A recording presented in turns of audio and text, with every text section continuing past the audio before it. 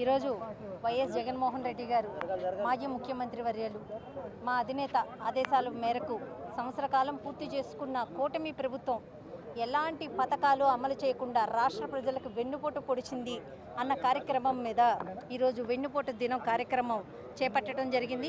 మాజీ మంత్రివర్యులు మా వెల్లంపల్లి శ్రీనివాసరావు గారు ఆధ్వర్యంలోన పార్టీ శ్రేణులంతా మా షేక్ ఆసిఫ్ గారు, మా పుణ్యశీల గారు, మా ఇఫాన్ గారు, మా రెహంతునిసా గారు, అలాగే కార్పొరేటర్లు, పార్టీ నాయకులు, పెద్దలు, కార్యకర్తలు అందరం ఈరోజు రోడ్డు మీదకు వచ్చి ఈరోజు నిరసన తెలియచేయడం జరుగుతుంది. ప్రజలకి ఏదైతే కూటమి ప్రభుత్వం సూపర్ 6 అని 145 హామీలు ఇచ్చిందో ఆ హామీలన్నీ పూర్తయినంత వరకు మేము ప్రజల్లోనే ఉంటాం, ప్రజలతోనే మమేకం అవుతాం. ప్రజలకి న్యాయం జరిగే విధంగా మేము పోరాటం చేస్తూనే ఉంటామని తెలియజేస్తున్నాను. ఈరోజు మాజీ ముఖ్యమంత్రి వైఎస్ జగన్మోహన్ రెడ్డి గారి ఆదేశాల మేరకు రాష్ట్ర నలుమూలలను మొత్తం కూడా ఈ యొక్క వెన్నుపోటు కార్యక్రమాన్ని ఏర్పాటు చేయడం జరిగింది.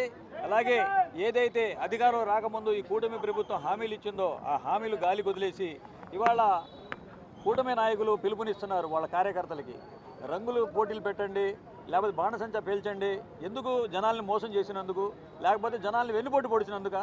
ఏదైతే హామీలు ఇచ్చారో ఆ హామీలను నెరవేర్చి మీరు ఏదో సంబరాలు చేసుకోవాలి, కానీ మీరు జనాల్ని మేము మొబ్బు పెట్టి జనాల్ని మోసం చేసి మేము అధికారంలో వచ్చామని చెప్పేసి మీరందరూ చేస్తున్న ఏషాలందరూ ప్రజలందరూ గమనిస్తున్నారు.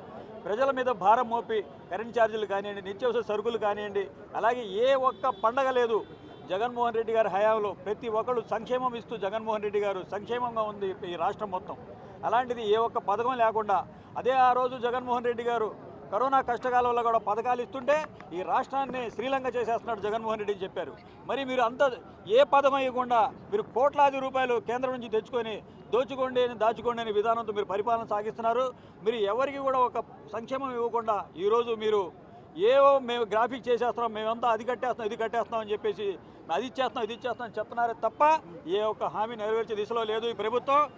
రానున్న రోజుల్లో చంద్రబాబు నాయుడికి కూటమి ప్రభుత్వానికి ప్రజలు బుద్ధి చెప్పే రోజులు దగ్గరలోనే ఉందని చెప్పేసి ఈ మీడియాస్ అందరూ తెలియజేసుకుంటూ, అలాగే ఇక్కడ ఉన్న ఒక చోటా నాయకుడు బుద్ధి లేని బుద్ధా వెంకన్న ఈ యొక్క వెల్లంపల్లి శ్రీనివాసరావు గారి ఆధ్వర్యంలో జరుగుతున్న ఈ కార్యక్రమాన్ని అడ్డుకోవాలని వైసీపీ శ్రేణులందరినీ అడ్డుకోవాలని చెప్పేసి నువ్వు ఎన్ని ఆటంకాలు పెట్టినా, నువ్వు ఎంతమందిని ఆపాలని చూసినా, నువ్వెంత పోలీస్ వ్యవస్థ పెట్టుకొని ఎంతమందిని ఆపాలని చూసినా ఈ ప్రభంజనం ఆగదు. ఇది వైసీపీ ప్రభంజనం, ఇది జగనన్న అభిమానులు అన్నమాట ఈ మీడియా ద్వారా తెలియపరుస్తున్నాను నేను.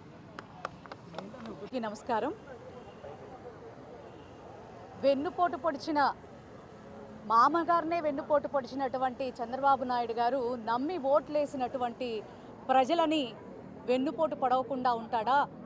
మన ప్రభుత్వంలో ప్రతి ఒక్కరికి కూడా కుల మత ప్రాంత పార్టీ భేదాలు లేకుండా పథకాలు అందిస్తే ఈ రోజున సంవత్సర కాలం గడుస్తున్నా కూడా మరి ప్రజలకి ఒక్క పథకం కూడా అమలు కానివ్వకుండా వాళ్ళ నమ్మకాన్ని ఒమ్ము చేసి వాళ్ళకి అతి దారుణంగా వెన్నుపోటు పొడిచి ప్రజల యొక్క సహనాన్ని పరీక్షిస్తున్నటువంటి ఈ చంద్రబాబుని నిలదీయండి అంటూ రాష్ట్ర వ్యాప్తంగా మాజీ ముఖ్యమంత్రి వర్యులు మా నవ యువ నాయకుడు వైఎస్ జగన్మోహన్ రెడ్డి గారి ఆదేశాల మేరకు ఈ రోజున రాష్ట్ర వ్యాప్తంగా ప్రతి నియోజకవర్గంలో కూడా ఎంఆర్ఓ కార్యాలయాల్లోనూ కలెక్టర్ ఆఫీసుల్లోనూ పెద్ద ఎత్తున వైఎస్ఆర్సీపీ శ్రేణులు ప్రజాపక్షంగా రిప్రజెంటేషన్స్ ఇవ్వడం జరిగింది.